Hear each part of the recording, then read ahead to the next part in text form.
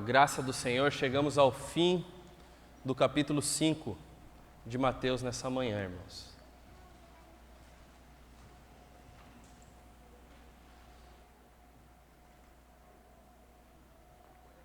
Nosso sermão hoje vai do versículo 43 até o 48. Essa é a porção das Escrituras que nós meditaremos nessa manhã. Antes de irmos à palavra de Deus, eu gostaria de convidar os irmãos a fecharem seus olhos. Vamos ao Senhor em oração mais uma vez. Senhor nosso Deus, te bendizemos pela Tua palavra, te louvamos pelo Teu Evangelho e pedimos, Senhor, que o Teu Espírito aplique as verdades eternas da Tua Escritura Sagrada ao nosso coração, de maneira que nosso intelecto e nossas emoções sejam transformadas para o louvor da Tua glória. Sejamos direcionados a uma vida diferente, sejamos exortados pela Tua palavra nesta manhã e que o Teu Evangelho nos faça viver para a Tua glória e para a alegria da Tua igreja.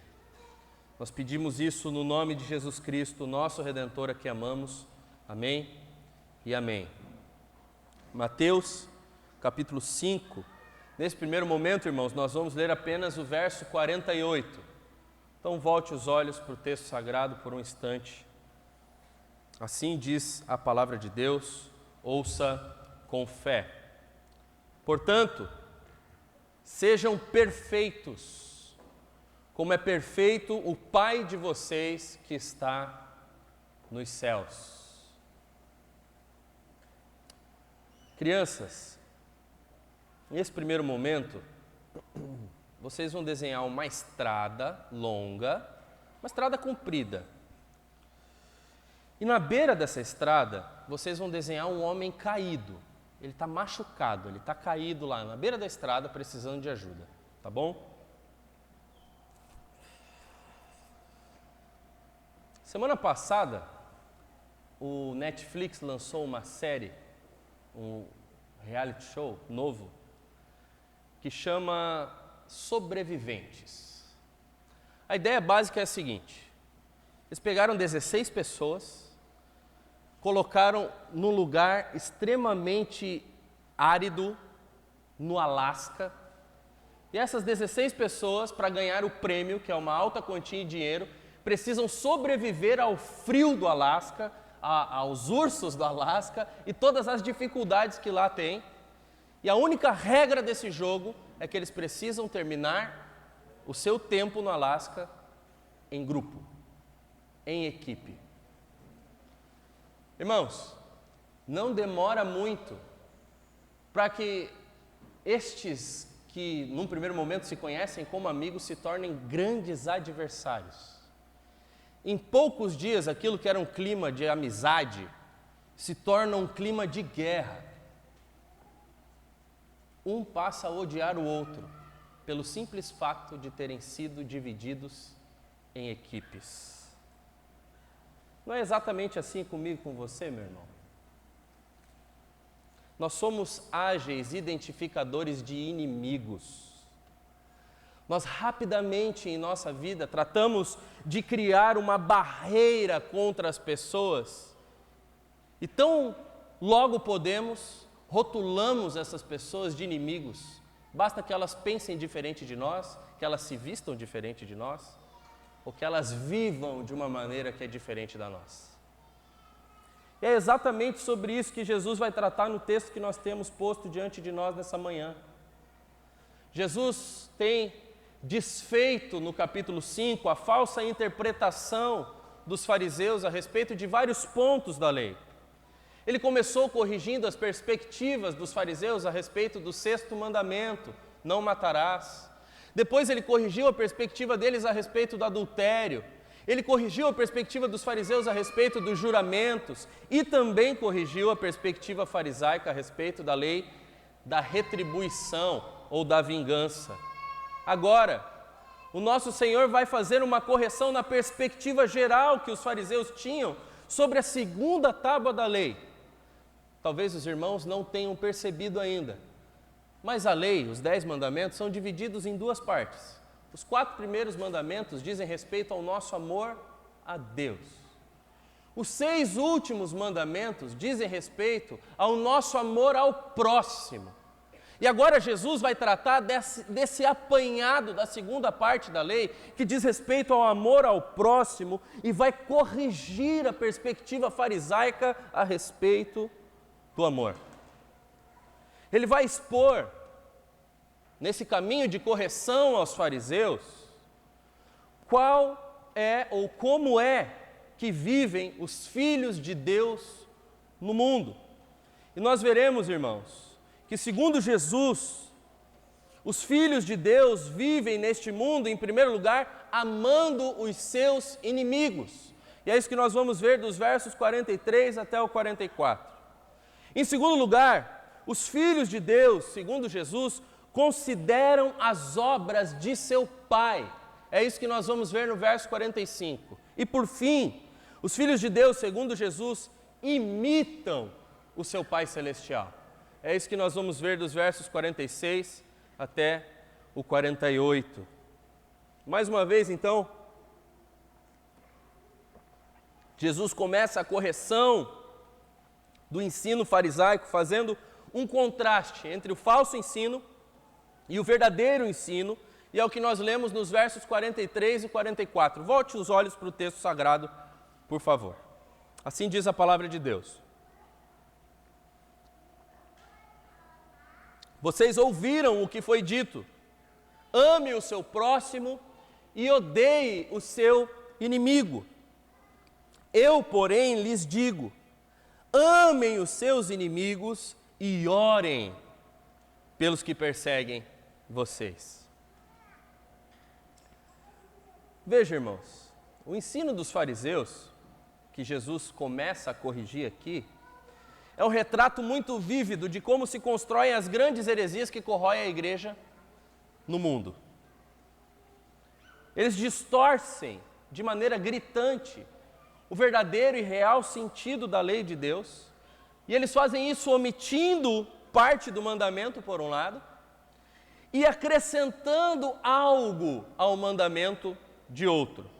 Veja, em várias passagens do Antigo Testamento, especialmente naqueles livros que formam aquilo que nós chamamos de Pentateuco, ou seja, os primeiros 5 livros do Antigo Testamento, Deus ensinava o seu povo que o amor ao próximo deveria ser um modo comum de se viver na nação de Israel.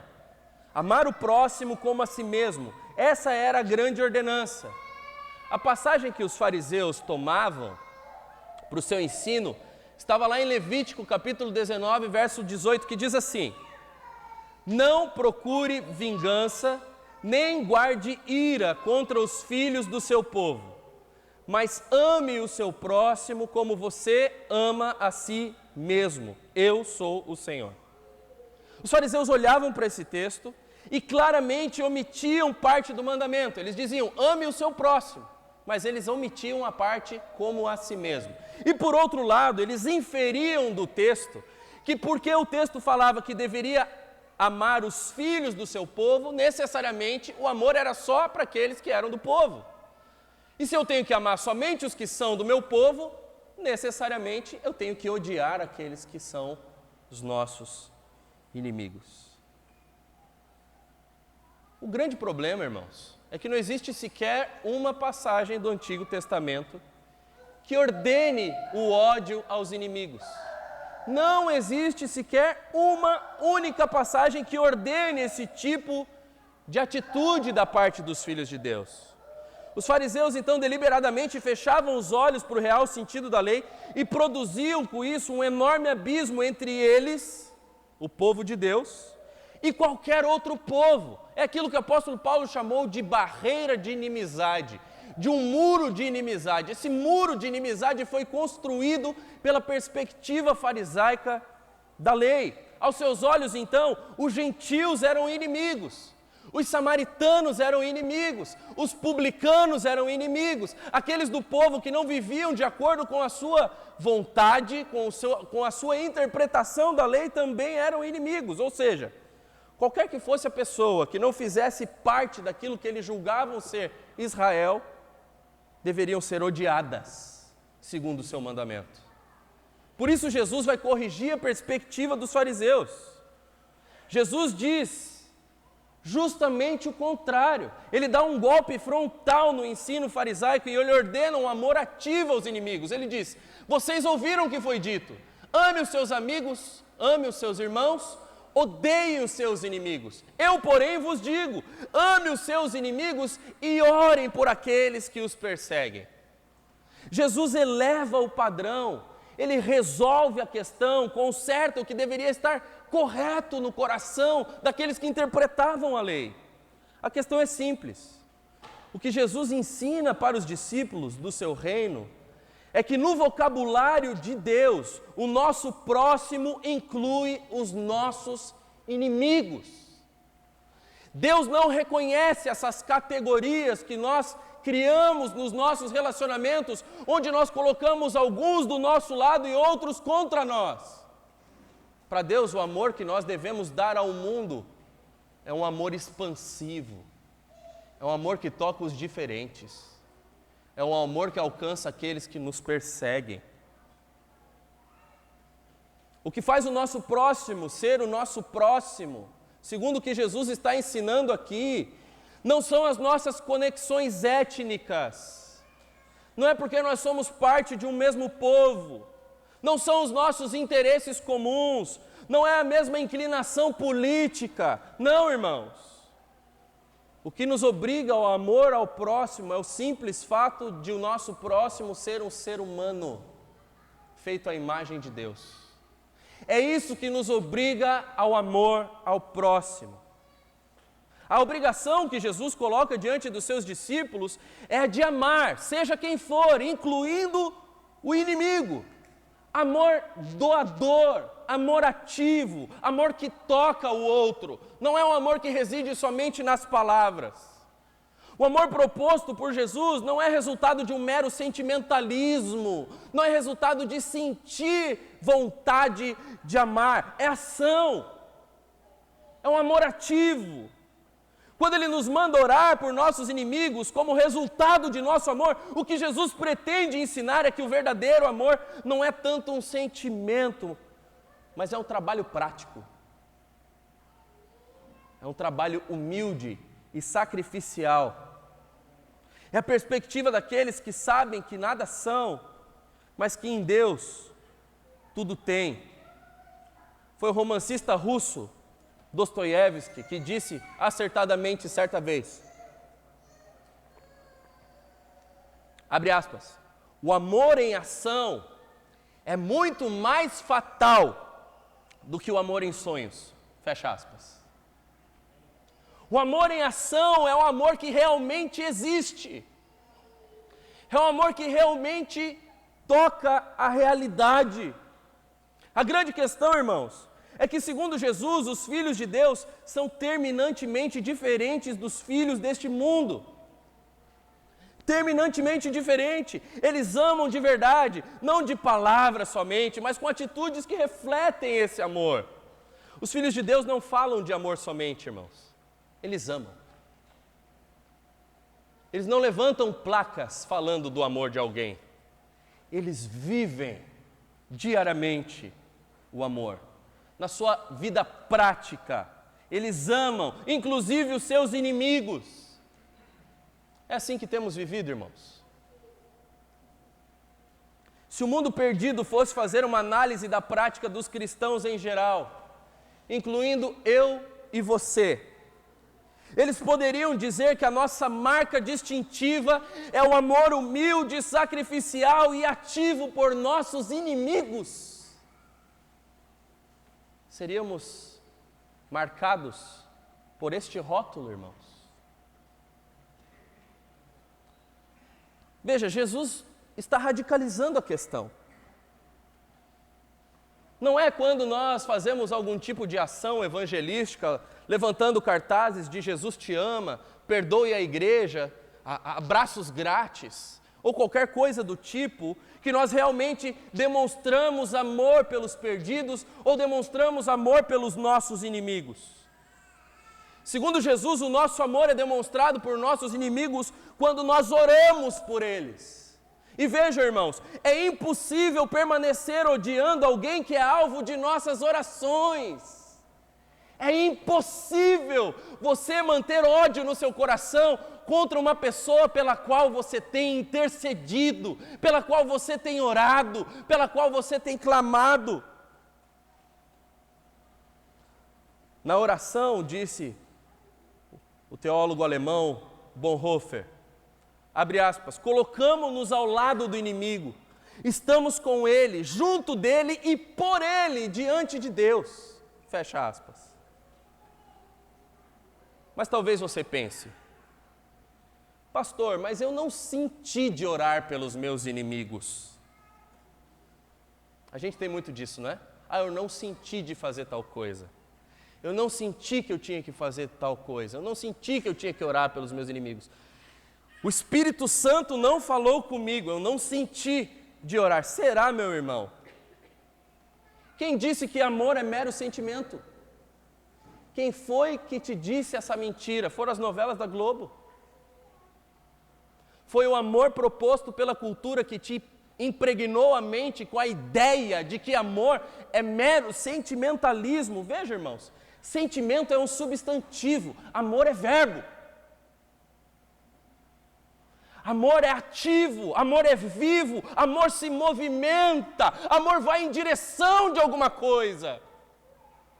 Amor é decisão ativa de ir e fazer com que o outro seja amado. Amor exige ação.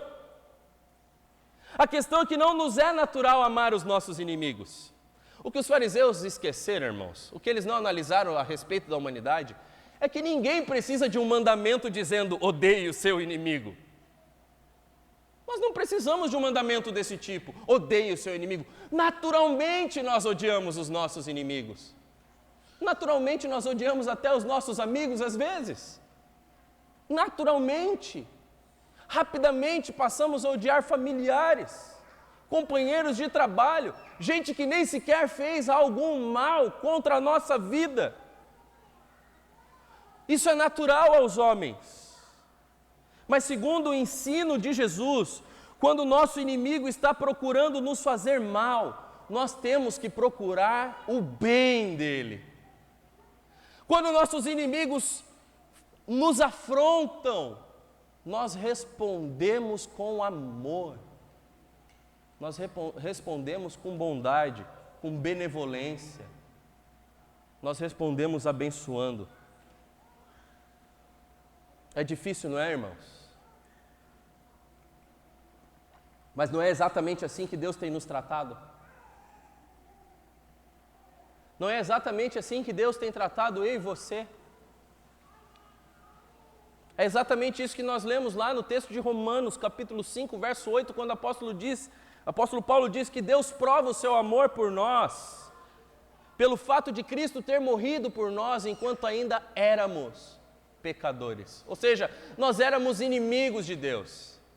Quando fomos alcançados pela graça de Deus, irmãos, nós não fazíamos nada para merecê-la, nós não andávamos segundo as vontades de Deus, nós éramos odiosos aos olhos de Deus e todos os nossos atos eram atos de rebeldia contra o santo. Mas Deus demonstra o seu amor por nós, tendo Cristo morrido por nós, enquanto ainda éramos pecadores. Deus tem nos tratado assim desde sempre. Jesus Cristo, nosso Senhor, morreu por nós quando ainda éramos inimigos de Deus. Nós fomos reconciliados com Deus por meio da morte de Jesus por seus inimigos. Jesus não morreu por amigos dele. Consegue perceber como isso é alarmante? Não foi por pessoas maravilhosamente belas, humildes, abnegadas, amáveis, queridas, santas que Jesus morreu. Não, irmãos. Foi por pecadores, inimigos de Deus. Foi por homens e mulheres egocêntricos que só pensavam em si mesmos, com os olhos voltados apenas para o seu próprio umbigo. Foi por esse tipo de gente que morreu o nosso Senhor. Se o nosso Senhor se deu por seus inimigos, nós também temos de nos dar pelos nossos. Veja, irmãos, nem mesmo as agruras da rejeição dos homens, da humilhação da cruz, ou da violência com que tentaram contra o nosso Senhor, mitigaram a força do amor de Jesus por seus inimigos. Quando pendurado na cruz, sendo zombado pelos homens, ele pôde dizer: Pai, perdoa-lhes, pois não sabem o que fazem. É interessante que o tempo dessa frase é imperfeito, ou seja, o imperfeito no grego traz a ideia de continuidade. Ao que parece que Jesus estava na cruz, clamando o tempo todo: Pai, perdoa-lhes, não sabem o que fazem. Era como se fosse uma oração constante do nosso Senhor enquanto o vilipendiavam, o quanto o humilhavam, caçoavam e zombavam de sua cara. Como bem disse John Stott, irmãos, se a cruel tortura da crucificação não pôde silenciar a oração do nosso Senhor por nossos inimigos, pelos seus inimigos, que dor, orgulho, preconceito ou preguiça poderia justificar o nosso silêncio? Nenhuma, irmãos. Os filhos de Deus, segundo Jesus, amam os seus inimigos. Amam com amor prático e sacrificial. E fazem isso porque consideram as obras de seu Pai.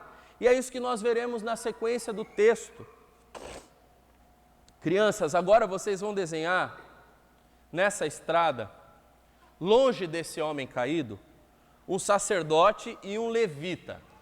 Aí você me pergunta: tá bom, pastor, o que é um sacerdote e o que é um levita? O sacerdote é mais ou menos como um pastor daquela época, e o levita é mais ou menos como um diácono, tá? Então assim, ó, pensa no pastor, não me desenha aí não, tá? E pensa no diácono, pensa no Nerinho, pensa no Rafa, pensa no Fagner, pensa em algum dos diáconos da igreja, aí você pode desenhar, fica à vontade. Os diáconos vocês podem desenhar.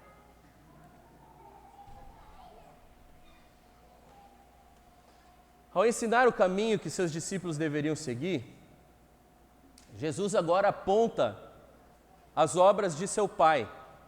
E é isso que nós lemos no verso 45, irmãos. Voltem os olhos para o texto sagrado.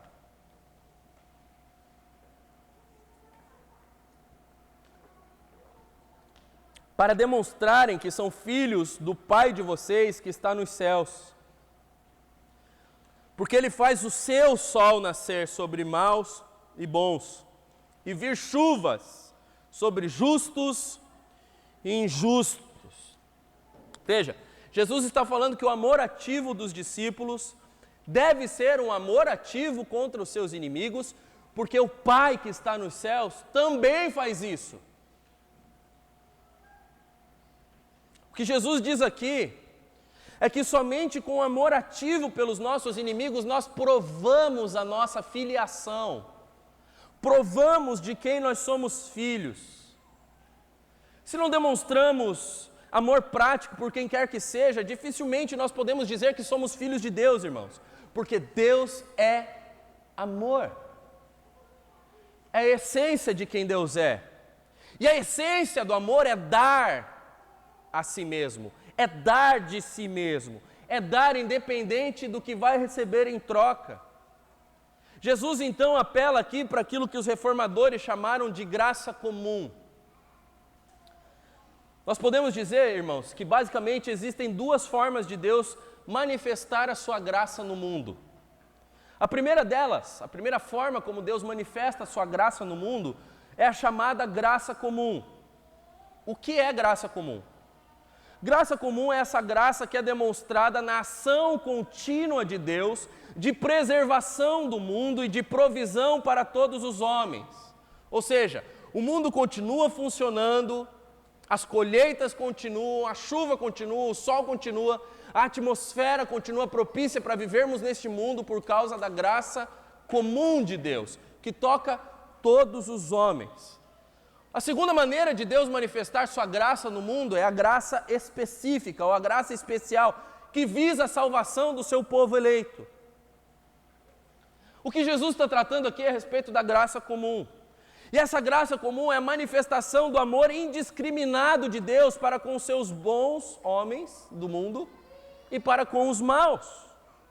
É graça demonstrada para com toda a humanidade, para o arrependido e para o não arrependido, para o crente e para o incrédulo, para o ímpio e para aquele que é piedoso. A questão aqui é enfática para Jesus. Deus é quem faz o seu sol nascer sobre os homens. E é Deus quem envia as chuvas sobre bons e sobre maus. O fato é que Deus está pessoalmente agindo na manutenção da vida, na provisão de alimento e na sustentação do mundo criado. Veja, irmãos, Deus não deu corda no mundo lá nos tempos eternos do passado e foi tirar uma longa soneca enquanto as coisas vão acontecendo.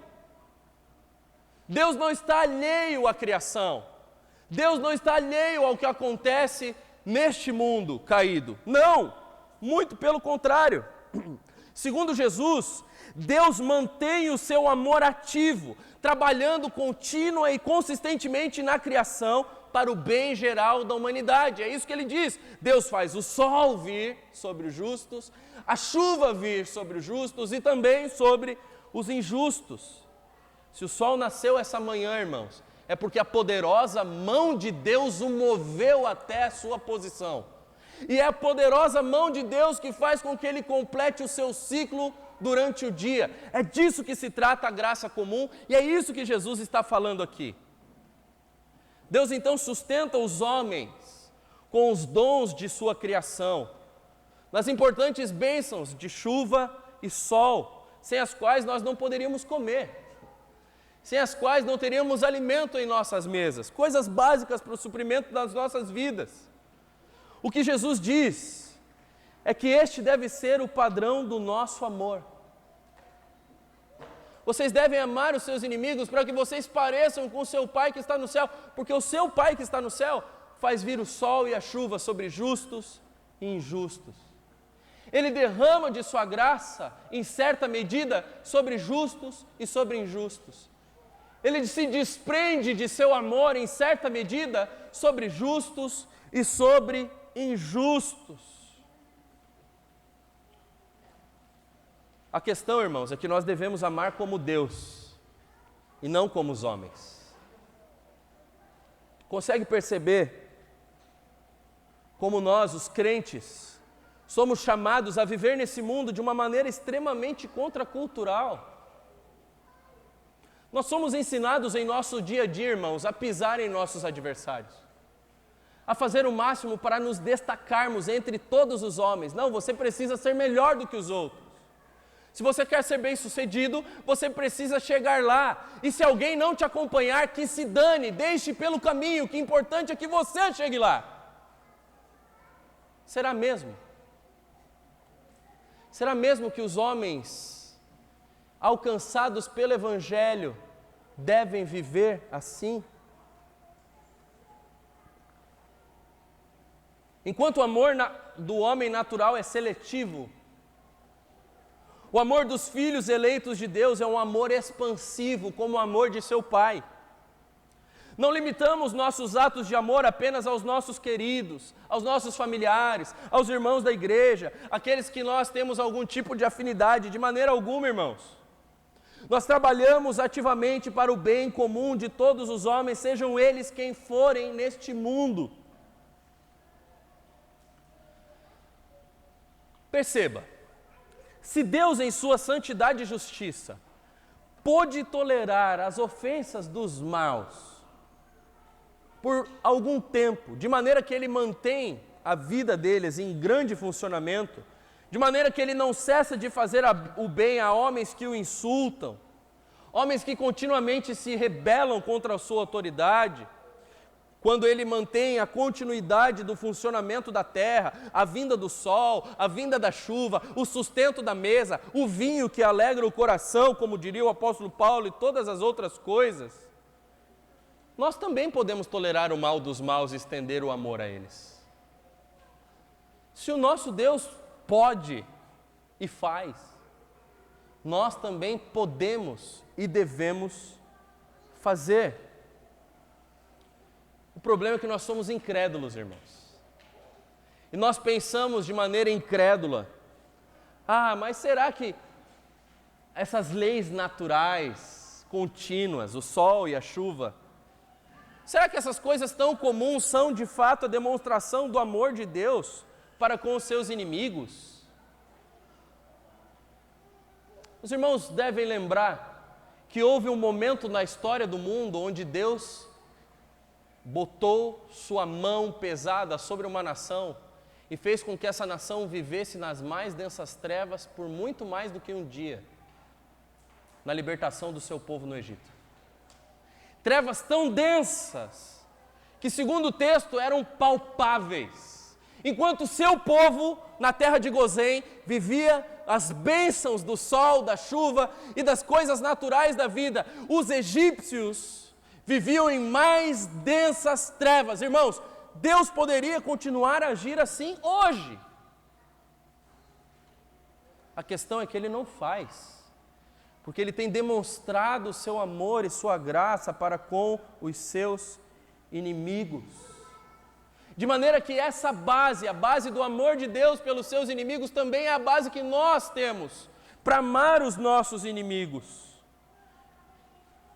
Mas ao mesmo tempo, nós devemos nos afastar da noção de amor que é propagada pela cultura. Esses tempos atrás apareceu um recorte de um vídeo para mim, de uma atriz famosa que disse ser evangélica, apesar de viver completamente oposto do que é ser um evangélico. Ela disse, eu gosto de Jesus, eu não gosto do fã-clube, eu não gosto dos crentes, eu até gosto de Jesus, mas eu não gosto dos crentes, porque Jesus é amor e ama todos os tipos de pessoa, indiscriminadamente. Ele ama eu do jeito que eu sou, eu não preciso mudar. E o fã-clube de Jesus não ama dessa maneira. Será, irmãos? As pessoas defendem a ideia de que Deus ama todos os homens incondicionalmente, mas a Escritura Sagrada é clara ao contradizer essa ideia. A Escritura Sagrada define o amor de Deus pelas pessoas. Como sugeriu Sproul, nós podemos distinguir o amor de Deus em 3 tipos. O primeiro tipo do amor de Deus é o amor benevolente de Deus, que diz respeito à sua atitude bondosa para com todas as criaturas por meio da preservação da vida. É isso que nós vemos na graça comum. Existe um segundo tipo do amor divino, que é o seu amor beneficente, que envolve mais do que somente a sua preservação da vida, mas envolve sua atividade positiva para com seus próprios inimigos. Os irmãos devem lembrar o Salmo 73, que lida com a crise do israelita que vê a prosperidade dos ímpios. Ele faz a pergunta no Salmo, Senhor, por que prosperam os ímpios? Veja, porque os ímpios também provam deste amor benevolente, ou melhor, beneficente de Deus. As pessoas amaldiçoam o Senhor, usam o seu nome em vão todos os dias, blasfemam contra Ele, mas mesmo assim, enquanto elas amaldiçoam, Ele abençoa. Em medidas terrenas, é claro, mas Ele abençoa. Enquanto fazemos o mal, Ele trata de fazer o bem. Deus não faz retaliação contra aqueles que se opõem a Ele, pelo menos não agora, não até que venha o juízo. Todos os ímpios desfrutam desses 2 tipos de amor, mas existe um terceiro tipo do amor divino, que nós podemos chamar de amor complacente. Preste atenção nisso, meu irmão. Este amor complacente se refere ao deleite e ao afeto que Deus tem especialmente por seu Filho unigênito.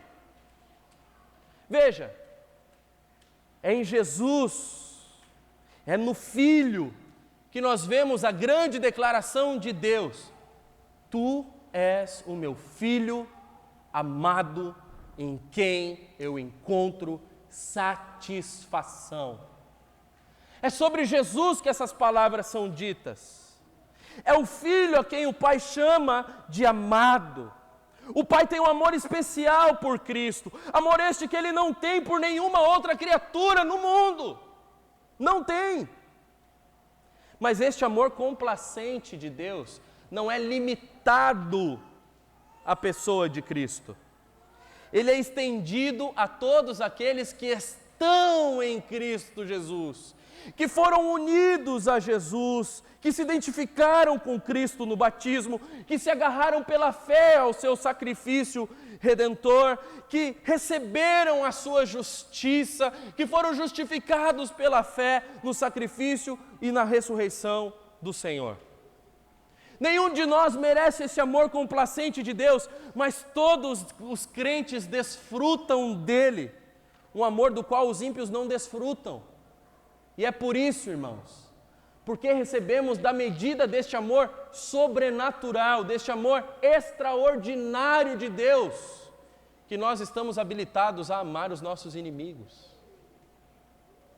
Somente homens e mulheres que receberam essa medida de amor estão habilitados a amar os inimigos, apesar de serem inimigos. Apesar de serem inimigos. Conseguem perceber que grande maravilha? Temos como amar os inimigos porque recebemos pela graça esse amor extraordinário da parte de Deus. Não é o amor comum que Ele tem pelos homens, é o amor completo que Ele tem somente pelo seu povo. Por isso, nós somos chamados por Jesus a não somente considerar as obras do nosso Pai, que ama justos e injustos em certa medida quando dá a eles o suprimento para a vida. Jesus diz que nós somos ensinados e chamados a imitar o nosso Pai nesse mundo. É o que fica claro no que nós vamos ver a sequência do texto. Crianças, agora vocês vão desenhar um homem que está ajudando esse homem caído no chão. Ele vai ajudar esse homem caído. Diferente do pastor e do diácono, esse homem aí vai ajudar o homem que está caído no chão. Vejamos, irmãos, a maestria de Jesus em sua argumentação agora, dos versos 46, 47 e 48. Acompanhe, volte os olhos para o texto sagrado.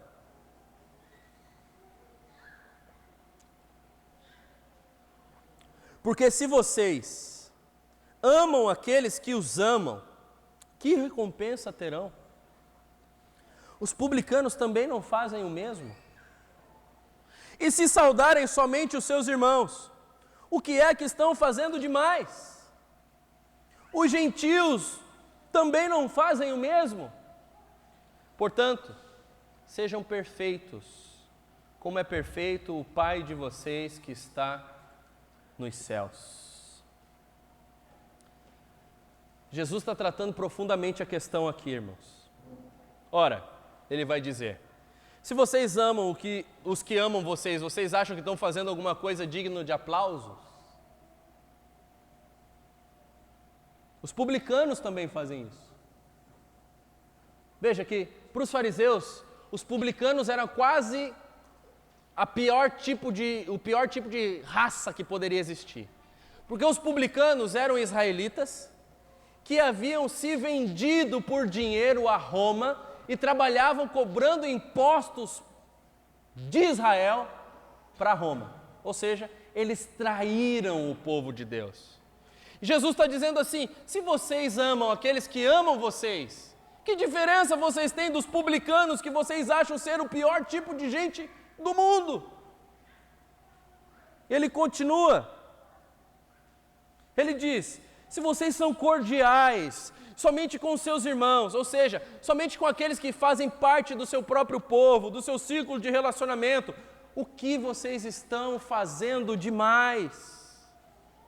Os gentios, ele vai dizer, ou seja, aqueles que não têm Deus no mundo, aqueles que são pagãos, que vivem na idolatria, os gentios fazem exatamente a mesma coisa.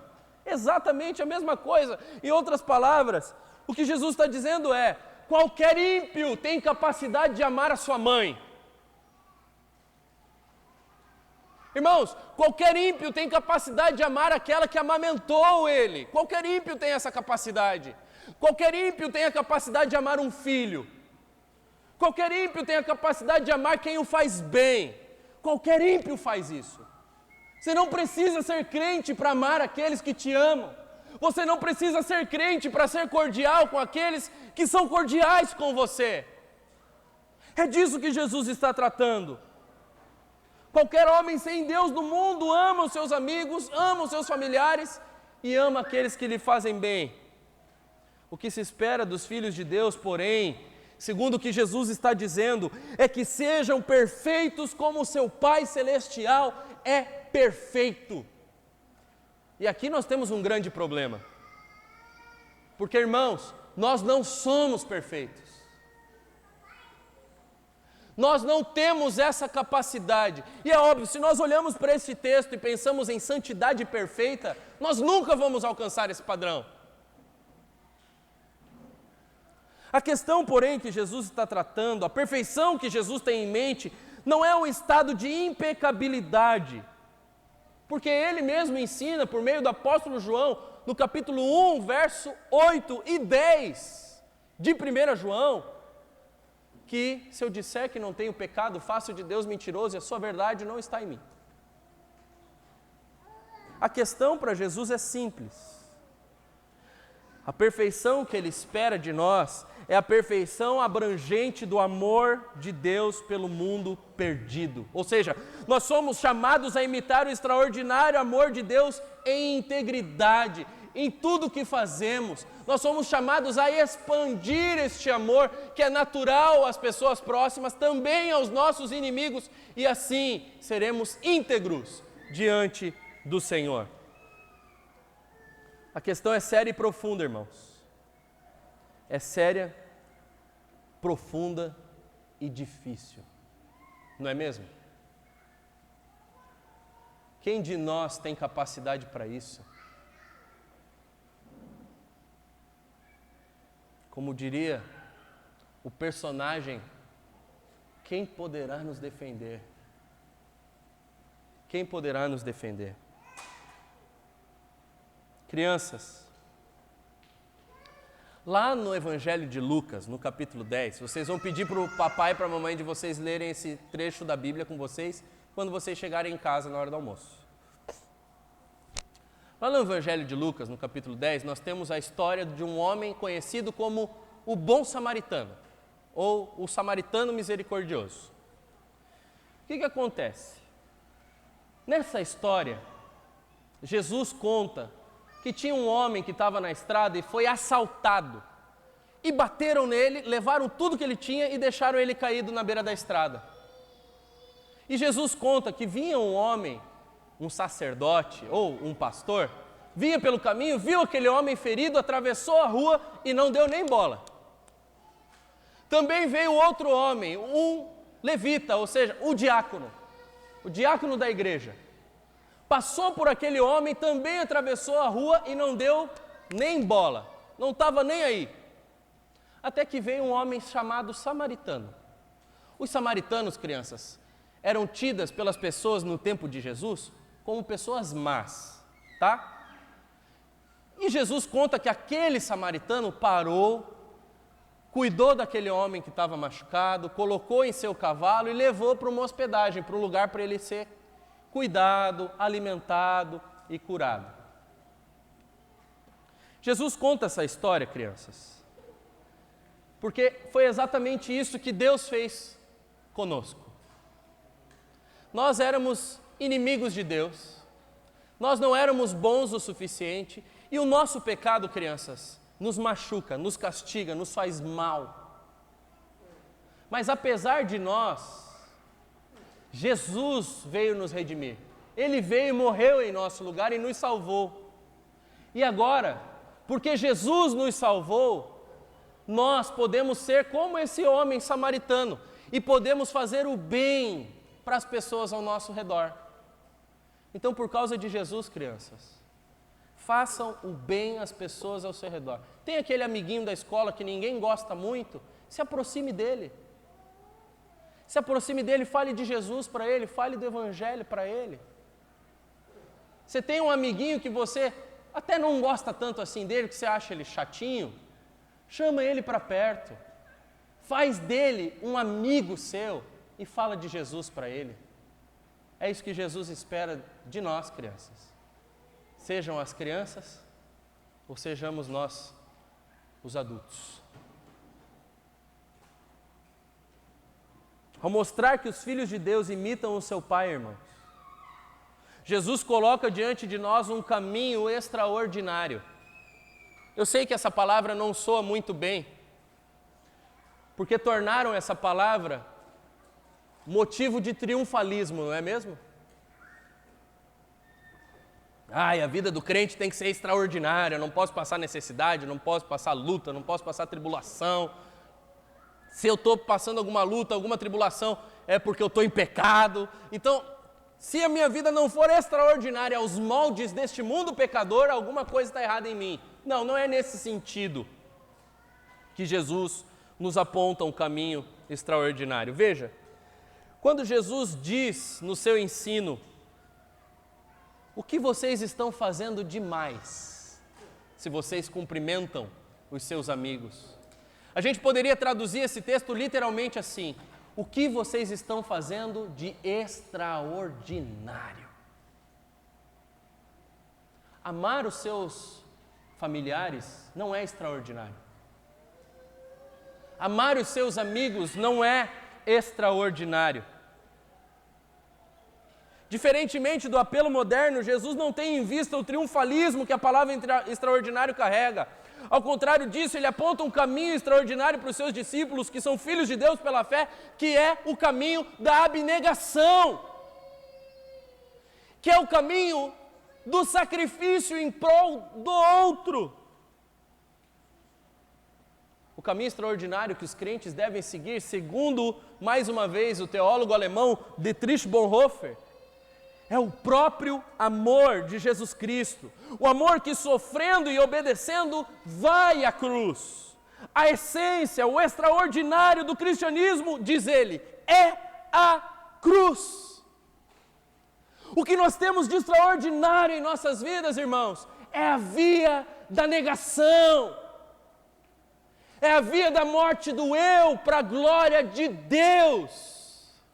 É isso que temos de extraordinário. Nós só podemos viver este amor extraordinário que emana da cruz de Cristo por causa da maneira extraordinária em que nós fomos amados por Deus. É somente por causa disso. O amor expansivo e abrangente de Deus, que toca de maneira geral justos e injustos por um lado, mas ama de modo profundo e específico o seu povo eleito de outro, é que nos habilita a amar os nossos inimigos. É que nos habilita a fazer o bem aos que nos perseguem, é o que nos faz irradiar a perfeição contida no perfeito amor de Deus. Somente homens e mulheres que foram assombrados e maravilhados com a natureza de sua redenção estão habilitados a amar os seus inimigos. Irmãos, é impressionante como nós somos empurrados, vez após outra, para o bendito Evangelho por Jesus. Jesus nos empurra para o Evangelho uma vez após a outra, porque é disso que se trata o Evangelho. Ninguém pode ser perfeito. Ninguém entre nós tem capacidade natural de amar dessa maneira, ninguém. Absolutamente ninguém tem a capacidade, nem mesmo a propensão para a perfeição. Sendo assim, não atingimos naturalmente o padrão de Deus. Nós não temos essa capacidade. E por não sermos perfeitos, irmãos, precisamos de Jesus para sobreviver ao juízo de Deus. Nós precisamos de Cristo. O único lugar onde se pode obter perfeição em nossas vidas é em Cristo, porque só Ele manteve o padrão de Deus perfeitamente. E é aqui que nós vemos a nossa necessidade do Evangelho, não somente a nossa necessidade, mas também a maravilha do Evangelho que nos alcança. É disso que trata o Evangelho, e é por isso que a lei sempre nos conduz ao Evangelho. Porque quando nós vemos o tipo de amor que Jesus exige de nós, o que vemos é a exigência de Deus e a nossa incapacidade. Vemos o que temos que fazer e isso só nos leva a uma posição, a posição de clamar por ajuda. Senhor, ajuda-me. Senhor, me socorra. Eu não consigo atingir esse padrão. Eu não consigo chegar lá. Olhando para mim, eu sei de minha incapacidade. E sabe o que é maravilhoso, meus irmãos? Deus, em seu imensurável amor, nos concede alguém que foi capaz de realizar todas essas coisas. Todas as coisas que nós não conseguimos, inclusive amar com essa profundidade de amor. E por isso Ele nos veste com a justiça de Cristo Jesus, o nosso Redentor. Irmãos, isso é graça. Essa é a natureza da nossa redenção. Graça não é anulação do padrão de Deus. Graça não é Deus passar um pano para aqueles que são pecadores. Graça não é Deus excluir as suas exigências e os seus mandamentos. Muito pelo contrário. Graça é o que Deus nos dá como dádiva. Deus nos deu um Salvador, irmãos. Não apenas um Salvador adequado, Ele nos deu um Salvador perfeito. Um Salvador perfeito. É isso que a graça tem de maravilhoso. É isso que a graça tem de maravilhoso. Deus nos deu tudo. Não é estranho, diante de tamanha maravilha, irmãos, que nós consigamos seguir vivendo nossas vidas com um foco em nossos interesses pessoais e egoístas. Não é estranho demais isso? Não deveríamos ter os nossos olhos mais regados com lágrimas santas, de arrependimento por nossos próprios pecados e também de intercessão por aqueles que têm se perdido? Tantas coisas, irmãos, nos emocionam nesse mundo. Tantas coisas. Se ouvimos uma bela música, ficamos emocionados. Se recebemos uma bela notícia, às vezes ficamos emocionados. Ao ler um belo livro, por vezes, ficamos emocionados. Tantas coisas emocionam as nossas existências neste mundo. Não temos motivos muito maiores para termos as nossas entranhas comovidas por causa da graça de Deus que nos é entregue no Evangelho. Não deveria nos comover muito mais a realidade de nossa salvação, apesar de quem nós somos, apesar do que fazemos, irmãos. Nós precisamos lembrar quem nós somos sem a graça de Cristo. Meu irmão, seja tu quem for, tenha crescido na igreja ou não, seja um crente nominal ou não, se você não se apega pela fé aos méritos de Cristo, hoje mesmo pode ser que você seja julgado ao lago de fogo. Hoje mesmo, porque você não é bom, porque você não é capaz, porque você não é santo. Você precisa desesperadamente de Cristo, desesperadamente. Que controle você tem sobre sua vida? Absolutamente nenhum. O que você sabe sobre o que vai acontecer daqui 5 minutos? Absolutamente nada. Apegue-se a Cristo. A cruz é vida para nós. A cruz é vital, irmãos. A cruz é vital. A ressurreição é a nossa garantia de vida eterna. No Evangelho nós temos as nossas esperanças recobradas, temos as nossas forças revitalizadas e temos a nossa satisfação completa. É no Evangelho e somente no Evangelho. Nada a parte do Evangelho pode nos dar isso, irmãos. Nem a família perfeita, nem o emprego perfeito, nem a conta bancária perfeita, nada. O que mais poderíamos desejar, sendo que já temos um Redentor tão maravilhoso como Jesus? Pelo que mais deveríamos nos desgastar, irmãos? Se Cristo é exatamente tudo de que nós precisamos. Por Ele vale a pena sermos injuriados e devolvermos em troca amor. Por Ele vale a pena vencer o mal com o bem. Por causa de nossa herança eterna, podemos orar por nossos inimigos e ser amáveis com aqueles que nos fazem mal. Podemos. Por causa do grande amor abrangente de Deus, irmãos, estamos habilitados também a amar, seja quem for, quando for e onde for. Louvado seja Deus pelo amor dele dado a nós em Cristo Jesus, o nosso Redentor. Amém, irmãos? Para nós, os crentes, a graça do Evangelho é um lembrete de que nós não somos cidadãos desse mundo, de que as bênçãos que nós aguardamos não estão depositadas neste tempo, nesta terra, nesta era. As bênçãos do Evangelho estão reservadas para nós, principalmente na eternidade, irmãos.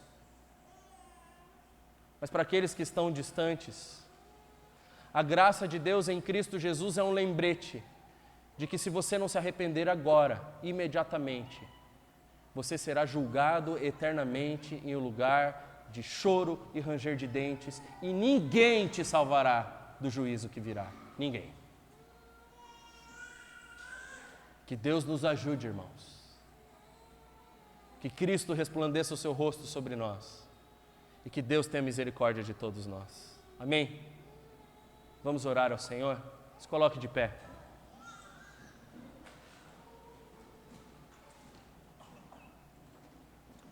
Feche seus olhos por um instante, medite nas verdades que você acabou de ouvir.